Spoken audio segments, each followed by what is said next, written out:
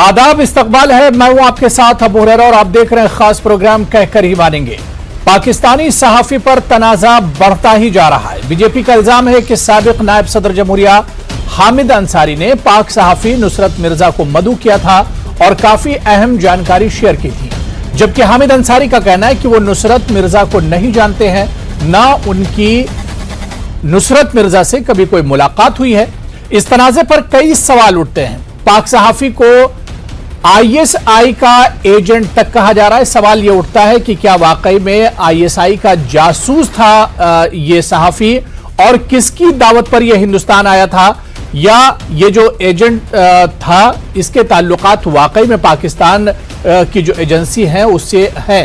और सबसे अहम सवाल जो इस तनाजे में उठा है वो यही है कि मुल्क की इतनी अहम शख्सियत पर सवाल उठाना क्या ये वाजिब है या ठीक है। इसी पर हम चर्चा करेंगे। बहुत खास मेहमान मेरे साथ जुड़े हुए हैं। बहुत जल्दी अपने मेहमानों का आपसे तारुफ करा देता हूं। मेरे साथ सैयद यासिर जिलानी जी हैं, बीजेपी स्पोक्स पर्सन है। शकीलुज्जमा अंसारी साहब हैं, एक्स मिनिस्टर हैं, कांग्रेस से हमारे साथ जुड़े हुए हैं। प्रेम कुमार साहब सीनियर सहाफी हैं, जर्नलिस्ट हैं, और कापिश श्रीवास्तव जी तर्जुमान हैं समाजवादी पार्टी के। सभी मेहमानों का बहुत इस्तकबाल है न्यूज 18 उर्दू में। मैं सबसे पहले शकीलुज्जमा अंसारी साहब आपसे शुरुआत करना चाहूंगा। शकील साहब, हामिद अंसारी और नुसरत मिर्जा का जो मामला है एक मुअम्मा बनता जा रहा है, एक तनाजा इस पे बढ़ता जा रहा है लगातार। हामिद अंसारी साहब पर जो आजकल जिस तरह से तनाजा बढ़ा है जी, ऐसा है कि हामिद अंसारी साहब के खिलाफ जब वो वाइस प्रेसिडेंट थे जी, उस वक्त से ये सिलसिला शुरू हुआ है कि उनके हर अमल पर या कई बातों पर, चूंकि वो उस वक्त मोदी जी की सरकार आ चुकी थी और ये वाइस प्रेसिडेंट रह गए थे, तो इसलिए वो सिलसिला शुरू किया गया है। अब इसमें दो बातें हैं। मुसलमानों को आम तौर पे टारगेट किया जा रहा है, जो पिछले दिनों गरीब लोग थे, मजदूर थे। उसके बाद शुरुआत हुई कि कुछ उससे अपर क्लास के जो लोग हों, इंजीनियर हैं, डॉक्टर हैं, उन पर अटैक किया जाए। अब इनकी एक पॉलिसी बनी है, ये बीजेपी आरएसएस की एक पॉलिसी है कि मुसलमानों के श्रेष्ठ लीडरशिप जो सबसे ऊंचे हैं उनके ऊपर अटैक करके इनके मोरल को मुकम्मल तौर पे तोड़ना है। ये एक साजिश है और इसी का एक हिस्सा है। अब हामिद अंसारी साहब ने जो कंट्राडिक्शन दिया है, नेचुरल है कि वो वही दे सकते हैं, हम नहीं दे सकते हैं। लेकिन मोटी मोटी बात ये समझ में आ रही है कि जो कोई फंक्शन होता है, जो हम लोगों को तजुर्बा है या जानकारी है जी, जो उपराष्ट्रपति का प्रोग्राम होगा तो सारे लोग मेंबर्स हैं जो उसमें अटेंड करने वाले हैं, और खास तौर पे दूसरे देश जो हमारा पाकिस्तान से अच्छे रिश्ते नहीं है, वहां के किसी इनवाइटी को बुलाना, उसका तो स्क्रीनिंग होता है, और स्क्रीनिंग गवर्नमेंट ऑफ इंडिया करती है, एमएचए करती है। तो उसके बाद कोई ऐसा आदमी आ गया, एक बात, वो कैसे आ गया ये सवाल है। दूसरा सवाल ये है कि पाकिस्तान के लोगों की हर बातों पर तो हम कंट्राडिक्ट करते हैं कि ये सही नहीं है, ये गलत बोल रहे हैं।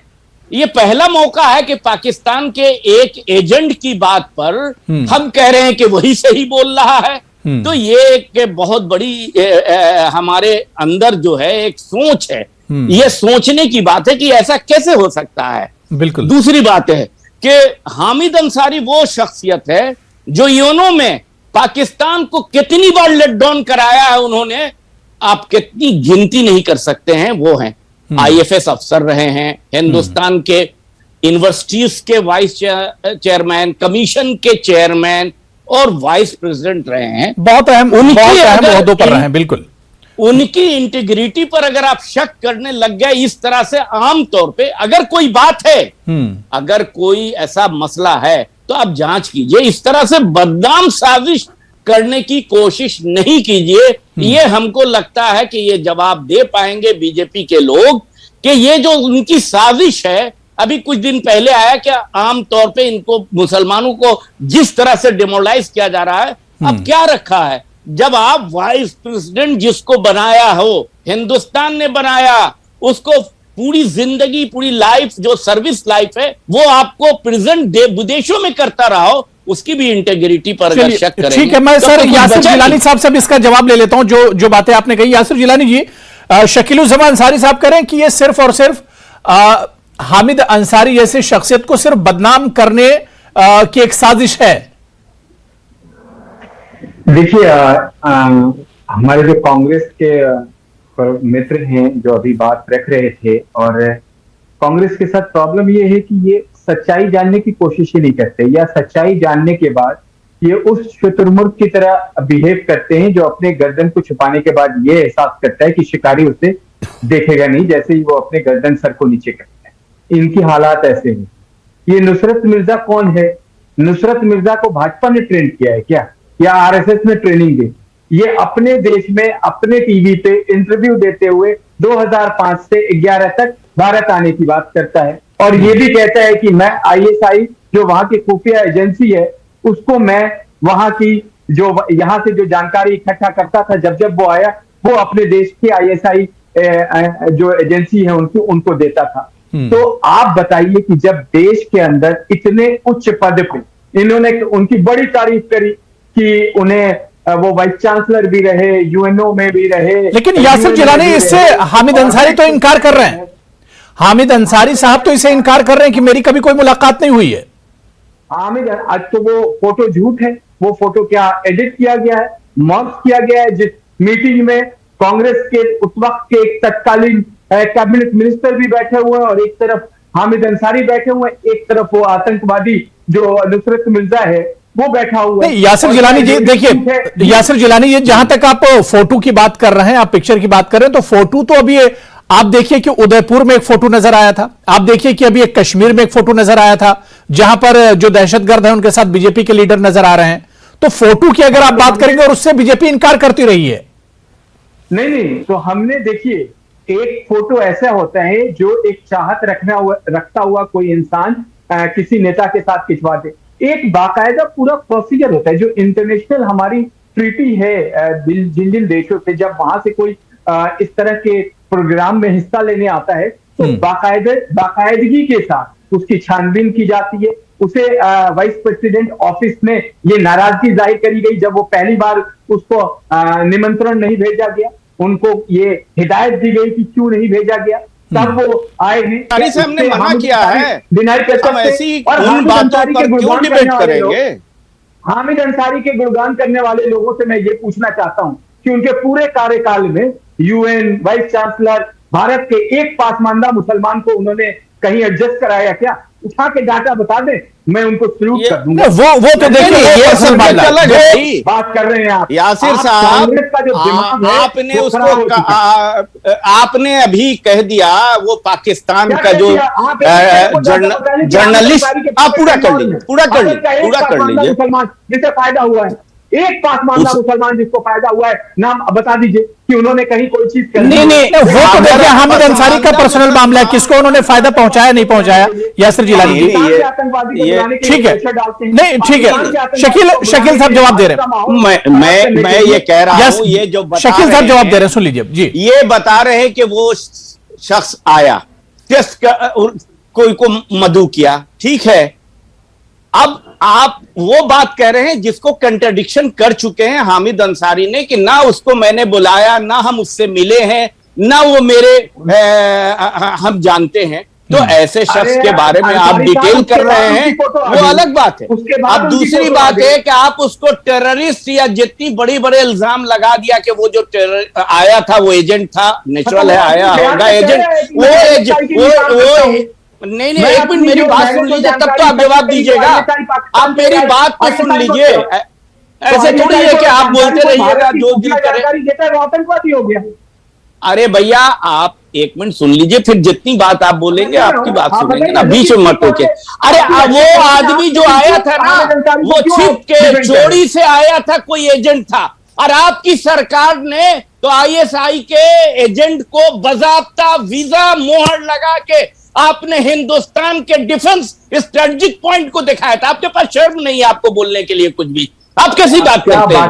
कोई आदमी छिप चोरी करके, ठीक है, मैंने देखिए दोनों लोगों को टाइम दे दिया, मैं दोबारा से आ रहा हूँ। शकील साहब मैं आ रहा हूँ दोबारा से, मैं जिलानी जी, यासिर जिलानी जी मैं दोबारा से आ रहा हूँ। मैं जल्दी से कापिश जी को और प्रेम कुमार साहब को डिबेट पे जोड़ लेता हूँ।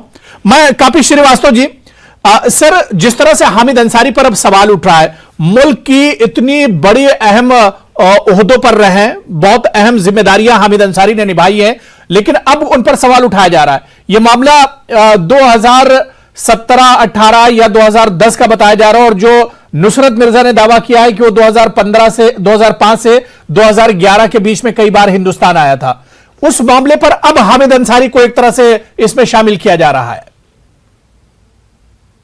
देखिए अबू भाई, भारतीय जनता पार्टी जो है वो बेहद निचले स्तर पर आकर के राजनीति करती है और वो सुविधा की राजनीति करती है।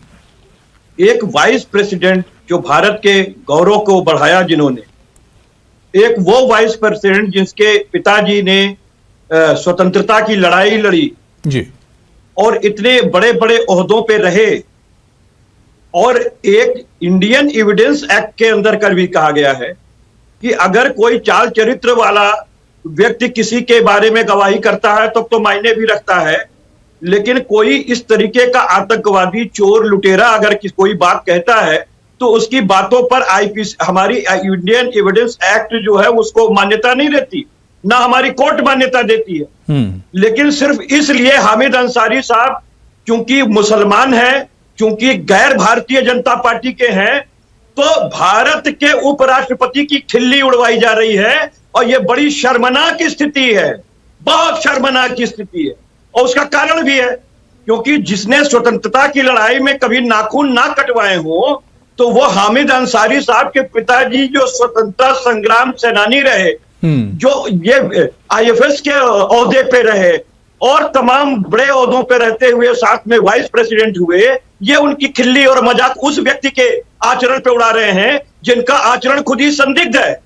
तो सबसे बड़ी बात यह है कि भारतीय जनता पार्टी को चुल्लू भर पानी लेके डूब मरना चाहिए, और उनको एक चीज और भी कर लेना चाहिए कि बिना किसी एजेंसी के जांच कराए इंडिया की, आपने इतने बड़े पद पर आरोप लगा के भारत मां को कलंकित करने का काम किया है। वो पद किसी धर्म विशेष और जाति का नहीं होता है, वो भारत के वाइस प्रेसिडेंट थे और आपने तारीख पोतने का काम भारत के प्रेसिडेंट। ठीक है यासिर जी, अब इसमें मुलायम सिंह को मत लाइए, मुलायम सिंह का इसमें इस इश्यू से क्या लेना देना। मैं प्रेम कुमार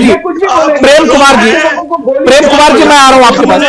ठीक है, काफी सी बात हो गई। मैं यासिर जिलानी जी, प्रेम कुमार जी बहुत देर से वेट कर रहे हैं, मैं उन्हें चर्चा में जोड़ लेता हूं, सबको सुन रहे हैं। प्रेम कुमार साहब, क्योंकि मुल्क की सिक्योरिटी से जुड़ा हुआ मामला है, जिस तरह से पूरा मामला सामने आया, जिस तरह से तनाजा बढ़ रहा है हामिद अंसारी साहब को लेकर, किस तरह से आप देखते हैं? क्योंकि पूरे मुल्क की सिक्योरिटी से जुड़ा हुआ मामला है और मुल्क में एजेंसियां भी होती हैं जब इस तरह के प्रोग्राम होते हैं, और खासतौर से जो बात शकीलुज्जमान अंसारी साहब कह रहे थे कि अगर पाकिस्तान से कोई डेलीगेशन, कोई जर्नलिस्ट कोई आता है तो उस पर एजेंसियों की नजर भी रहती है। देखिए उरैना जी, आपको मैं याद दिलाता हूं, एक बार डोनाल्ड ट्रंप ने कहा था कि मेरी नरेंद्र मोदी जी से बात हुई है कि पाकिस्तान के मसले में मैं मध्यस्थता कर दूं, यानी नरेंद्र मोदी जी उनसे मध्यस्थता मांग रहे। तो याद है उसके बाद हमारी देश की मीडिया ने कैसे रिएक्ट किया था कि डोनाल्ड ट्रंप झूठा है, और हमारा विदेश मंत्रालय भी जवाब लेकर आया था कि यह बात गलत है। लेकिन डोनाल्ड ट्रंप और नरेंद्र मोदी जी के बीच क्या बात हुई, इसका तो खंडन नरेंद्र मोदी जी के स्तर पर होना चाहिए था, जो आज तक नहीं हुआ। फिर भी हम लोगों ने डोनाल्ड ट्रंप को झूठा बताया था, अपने प्रधानमंत्री जी पर उंगली नहीं उठाई। उसी तरीके से आज पाकिस्तान का एक पत्रकार जो खुद को आईएसआई का एजेंट कहता है, वो हमारे देश के पूर्व उपराष्ट्रपति पर सवाल उठा रहा है, तो भारतीय जनता पार्टी उस समय जैसे रिएक्ट कर रही थी, आज क्यों नहीं रिएक्ट करती है कि पाकिस्तानी तुम झूठ बोल रहे, हमारे देश के उपराष्ट्रपति पर, पूर्व उपराष्ट्रपति पर कलंक लगा रहे हो। ये रवैया रखने के बजाय उल्टे अपने उपराष्ट्रपति से सबूत मांगे जा रहे हैं। ये दोहरा मापदंड क्यों है? ऐसा क्यों कर रहे हैं आप? पूरे देश की नाक कटा रहे हैं। क्या वो, अगर आप क्या मान सकते हैं कि कोई आईएसआई का एजेंट होगा उसको हमारे देश में बुलाया जाएगा? अगर बुलाया भी गया होगा तो एक पत्रकार को बुलाया गया होगा जो किसी कारणवश वो आईएसआई का एजेंट हो सकता है। तो क्या इसके लिए हम अपने पूर्व उपराष्ट्रपति को गद्दार बोलेंगे? ये बीजेपी कर रही है। इससे नीच और अहले दर्जे की बात और क्या हो सकती है कि कल को नरेंद्र मोदी जी प्रधानमंत्री नहीं रहेंगे, कल को रामनाथ कोविंद राष्ट्रपति नहीं रहेंगे, तो क्या हम उनको गद्दार साबित करने वाले उदाहरण निकालेंगे? ये कहां जा रहे हैं? ठीक है यासिर जिलानी जी, प्रेम कुमार जी बहुत बहुत अहम बात कह रहे हैं कि क्या इस तरह के मामले में और हम अपने ही इतने इंटेलेक्चुअल और इतने बड़े ओहदों पर रहे हुए हामिद अंसारी पर सवाल उठाएं और जो पाकिस्तान से आया है उस पर कोई जांच पड़ताल न की जाए, उस पर कोई सवाल न किया जाए, और क्या इस मामले पर भी बीजेपी और कांग्रेस होगा, इस पर भी सियासत होगी? देखिए प्रेम कुमार जी ने शंख पुष्पी पिया करें, याददाश्त इनकी कमजोर है, क्योंकि ये वही हामिद अंसारी जी हैं जिनको भारत में जिस दिन वो हट रहे थे डर लगने लगा था कि भारत में उन्हें डर लगता है। तो आप अपने किरदार को भी तो मजबूत बनाइए ना। अगर आपको भारत ने सब कुछ दिया था तो जिस दिन आपका लास्ट दिन था, आप अपने पद को त्याग कर रहे थे, आपका टेन्योर खत्म हो रहा था, तो उस दिन आपको कैसे डर लग गया?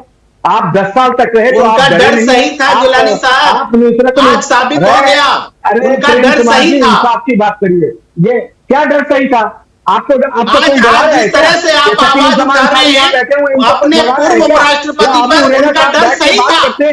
हर तरह का सवाल करते, कोई ने मना कर क्या कोई एजेंसी वाला इनके पास पहुंच के आप इस तरह के सवाल ना करें? क्या झूठ का प्रोपेगेंडा और सौहार्द को बिगाड़ने का जो आपको पाकिस्तानी पर ज्यादा भरोसा है, ये राजनीति का स्तर नहीं है, बहुत गंदी बात है जो भारतीय जनता पार्टी कर रही है। चुल्लू पर पानी लेके डूब मरना चाहिए भारतीय जनता पूछा गया है और पहले क्यों झूठ बोला उन्होंने क्यों झूठ बोला? उनको यासिर जिलानी साहब, क्या पाकिस्तान के उस एजेंट पर भरोसा है सरकार को? बीजेपी को नुसरत मिर्जा पर भरोसा है, हामिद अंसारी पर भरोसा नहीं है? हम बिल्कुल ये बात नहीं कह रहे कि हम उस पर भरोसा कर रहे हैं। हम ये कह रहे कि एक आदमी जो इतने उच्च पद पे, दूसरे नंबर के पद पे भारत पे रहता है, उसको झूठ बोलने की क्या जरूरत है कि वो कभी मिले नहीं? वो 7 बार आता है और 7 बार 7 शहरों का वीजा उसको प्रोवाइड कराया जाता है। कोई भी भारत के अंदर पाकिस्तान से आता है 1 से 2 शहरों के अलावा किसी तीसरे शहर में नहीं। सारी स्क्रीनिंग तो केंद्र सरकार की एजेंसी करती है। ये नियम आज से नहीं है, ये पद पे बैठे हुए व्यक्ति नहीं करते हैं। शर्म आनी चाहिए आपको। आप राष्ट्रीय स्तर के प्रवक्ता होकर के इस तरीके की गंदी बातें करते हैं। ये कौन बोल रहा है? ये आपको नहीं मालूम है कि आमंत्रण कौन भेजता है, स्क्रीनिंग कौन सा करता है? केंद्रीय सरकार के अधीन वो एजेंसी आती है जिनको स्क्रीनिंग करनी होती है।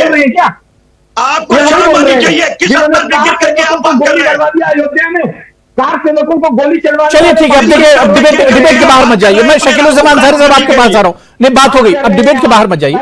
डिबेट के बाहर मत जाइए। देखिए, बहुत सेंसिटिव मामला है, बहुत सेंसिटिव मामला है। एक साबिक नायब सदर जमहूरिया पर इस तरह का अगर इल्जाम लगता है तो ये बहुत सेंसिटिव मामला है। शकीलुज़्ज़मान अंसारी साहब, देखिए शकीलुज़्ज़मान अंसारी साहब, बात हो गई। देखिए शकीलुज़्ज़मान अंसारी साहब को सिर्फ ऑडियो दीजिए बस। शकीलुज़्ज़मान जी शकील साहब, आप अभी देख रहे हैं यहाँ पे कि किस तरह से बीजेपी के प्रवक्ता एक्ट कर रहे हैं। डिबेट आपका कहां घुमा के ले जा रहे हैं, अयोध्या ले जा रहे हैं। तो इनकी जहनियत आप समझ सकते हैं ना कि इनकी जहनियत क्या है। यही जहनियत है, ये जहर, इस मुल्क में जहर की खेती कर रहे हैं और इनका एक प्लांटेशन है, इनका एक प्लानिंग है, इनका एक प्रोग्राम है कि मुसलमान को टारगेट करेंगे तो वो उनके सबसे टॉप। अब हामिद अंसारी पर, जब हामिद अंसारी पर नहीं आपके चारों जो राज्यसभा के सदस्य मुसलमान थे ना, मोदी जी ने सबको हटा दिया। इसके बारे में आप जवाब दीजिए। आप तो वाइस प्रेसिडेंट बना राज्यसभा में तो आपके रहे नहीं कोई, और आप इतना चीखा चिल्ली करेंगे टीवी जलिए पर। तो मुसलमानों के लिए जब कोई जगह नहीं है इस पार्टी में, आपको भी कुछ मिलने वाला नहीं है, तो ईमान और इंसाफ से बात। चलिए ठीक है, देखिए पर्सनल बातें मत कीजिए। नहीं, एक बात ठीक है, दूसरी बात ये है, ठीक है, डिबेट पर आ जाइए, डिबेट पर आ जाइए, डिबेट पर आ जाइए ना, डिबेट पर की बात है ना। वो तो हर बात में राजनीति नहीं करते। अरे भाई के लिए काम कर रहे हैं हम अपने। नहीं ठीक है, देखिए डिबेट पर आ जाइए। कौन क्या कर रहा है, कौन क्या नहीं कर रहा है, इस पर चर्चा कीजिए। मुस्लिम एक हिंदुस्तान में एक बड़ी आबादी, अकलियत की आबादी है जो जिसकी आजादी से लेके हर तरह से त्याग है, तपस्या है, एक तरफ आप सबसे चलिए ठीक है, मैं प्रेम कुमार साहब आ रहा हूं आपके पास। प्रेम कुमार साहब, चलिए बात हो गई। मैं प्रेम कुमार साहब मौजूदा सर जो पॉलिटिक्स हो रही, मौजूदा जो पॉलिटिकल सिनेरियो है, उसे देखते हुए हामिद अंसारी के इस पूरे इशू को किस तरह से देखा जाए, क्या आपको नजर आता है इस तनाजे में? देखिए, ये पूरे इशू में उपराष्ट्रपति, पूर्व उपराष्ट्रपति पर उंगली उठाना और पाकिस्तानी पत्रकार पर विश्वास करना, ये हास्यास्पद लगता है। अगर कोई पार्टी करती है तो राजनीति समझ में आती है, लेकिन अगर सरकार के स्तर पर होता है तो इससे निकृष्टतम काम कुछ नहीं हो सकता। सरकार में तो आज एक पार्टी है, कल कोई और पार्टी रहेगी, तो क्या यही परंपरा बोई जाएगी कि पिछली सरकार में पिछली पार्टी ने जिस किसी को उपराष्ट्रपति बनाया या राष्ट्रपति बनाया उनको गद्दार साबित किया जाएगा? और हामिद अंसारी साहब क्योंकि कुछ कंट्रोवर्शियल बयान देते रहे जिन्हें कहा जाए, कौन सा कंट्रोवर्शियल बयान दिया उन्होंने? नहीं, उन्होंने कहा कि हिंदुस्तान में रहने में डर लगता है, ऐसा कहा था। तो इस बात को तो सही साबित कर दिया बीजेपी ने। देखिए, उनको गद्दार साबित कर रहे हैं, तो डर लग रहा था, उन्होंने सही कहा, वो डरे हुए थे और बिल्कुल सही कहा। तो इसमें गलत क्या कहा? देश में जो माहौल बना दिया गया, आप बोलने से भी मना है, हम कुछ अपनी बात भी नहीं रख सकते। हामिद अंसारी है तो क्या सरकार की सच्चाई सामने ला रहे थे, वो सरकार की सच्चाई सामने ला रहे थे।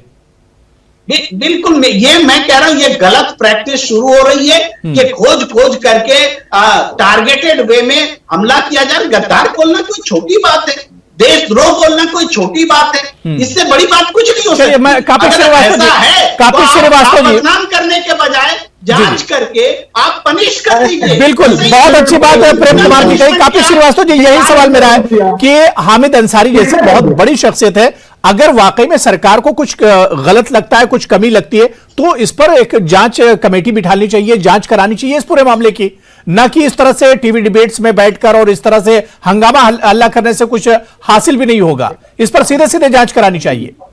कापिश जी, पहली चीज तो हम ये कह रहे हैं, इसमें जांच का कोई विषय ही नहीं है, इसको सिरे से खारिज करना चाहिए, क्योंकि ये मां भारती के विरुद्ध जाने वाली चीजें हैं।